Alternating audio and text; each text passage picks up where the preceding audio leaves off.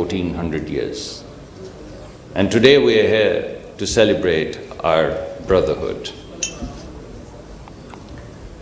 We've decided that our brotherhood, so far we've articulated our brotherhood in the way of security of the two holy mosques, which I believe is our first and foremost duty, as much a duty as the citizens of Saudi Arabia. But we'd like to move forward, and we'd like to re-articulate our relationship. We'll try to tell a new story of growth and prosperity. And our partnership along that journey of growth, our journey of prosperity,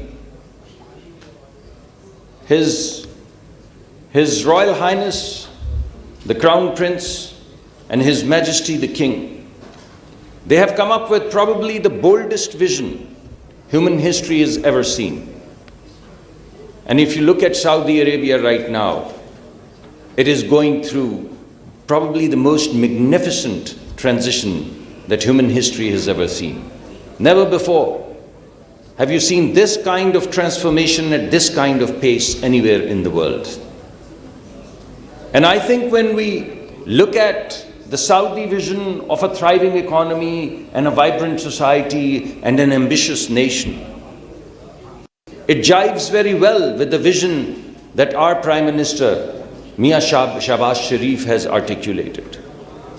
While Saudi Arabia would like to grow and diversify and indigenize and get into the areas, downstream areas of energy-intensive sectors, we are committed to creating stability, especially the external sector, especially build up an infrastructure which is export-based. We're committed to diversifying our economy, and we have a great talent, the human talent. 240 million people with a huge youth bulge, hundreds of thousands of colleges and universities all over, churning out talented young men and women who have great ideas in their mind. And our transition dovetails into the kind of transition that Saudi Arabia would like to make.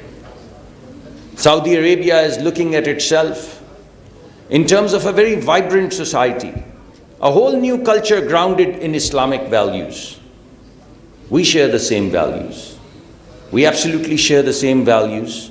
And we'd also like to articulate our society as a tolerant, peaceful society, grounded in the family values, in our traditions, in the Islamic values. And while Saudi Arabia has already made, I would say, 2/4 or 3/4 of the transition towards creating a world-class, not only a suite of cities, but also a world-class government, Pakistan has also embarked on the journey of digitization, of complete transparency. So I think our visions come together. And if our visions are going to come together, we need to have a joint strategy. And ladies and gentlemen, particularly our private sector, I would like to tell you that the central pivot of this transition, the central pivot, much more and much larger than the governments working together, is our private sector working together with the Saudi private sector. This transformation, this vision, is going to be led by the private sector. Our role is to support our private sector. Our role is exactly to do what we're doing today. Have our friends, our business leaders meet the Saudi business leaders, put them together, and let them figure out what the future of both countries is going to be. We have articulated our strategy, our journey, along 4 vectors. First of all, our starting point is, let's leverage what we already have. And what is it that Pakistan has? What is it that Pakistan can bring to the table? Pakistan has some of the largest mineral resources across the world.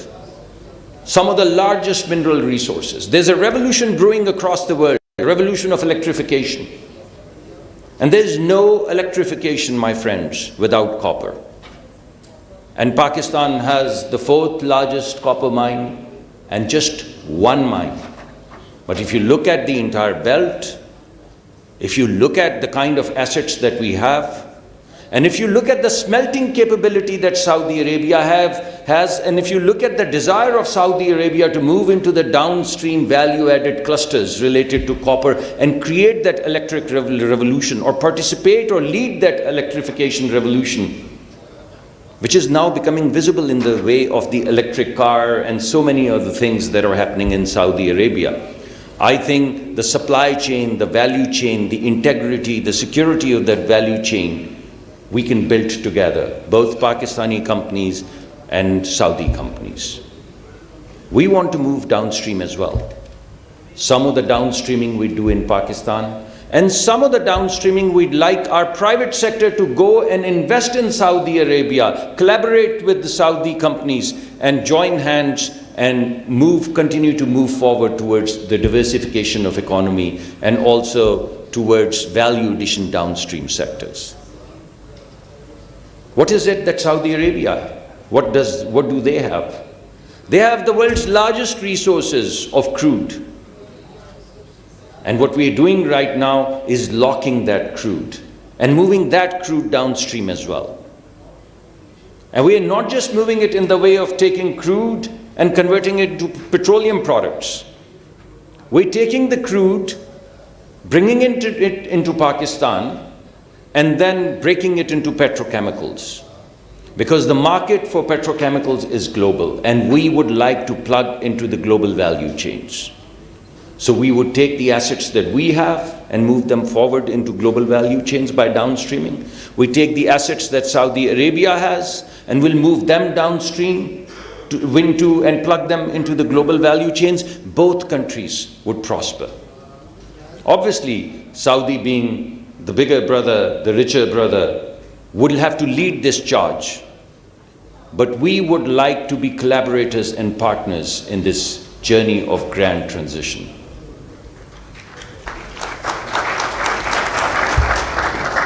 And the third thing that we have is the talent. I've already mentioned that. So there's electrification revolution, there's a chemicals revolution, there's also a technology revolution taking place. Whether it be machine learning, whether it be artificial intelligence, whether it be platforms, whether it be applications. I know I have worked at KFUPM, I've been a professor at KSU. I know what Saudi talent is like. And having grown up in Pakistan, I know what Pakistani talent is like. And if you put these two talents together and move them forward into this new vision of a society, I think we can tap into the global value chains and articulate our talent into that value chain in a big way. So we have three kinds of assets. We have minerals, we have crude, we have people, we have talent, we have scholarship. We put our hands together and we have a big play. And ladies and gentlemen, what is it that we need to do all of this? I've told you that we have the largest copper mines across the world. But what we're also inviting both the private sector and the public sector is to build the infrastructure for that. Build the road infrastructure, build the train infrastructure, build the port infrastructure, particularly at Gawada, which is the closest journey from all the assets that we have to, like a corridor to the rest of the world. So we are not only leveraging our assets, we are also building the infrastructure. And we are inviting both the private sectors of Pakistan and the private sector of Saudi Arabia to come and participate towards building that infrastructure, which is pivotal in the way of unleashing the assets and the wealth that Pakistan and Saudi Arabia jointly have. So far, my friends, we are exporting our food products.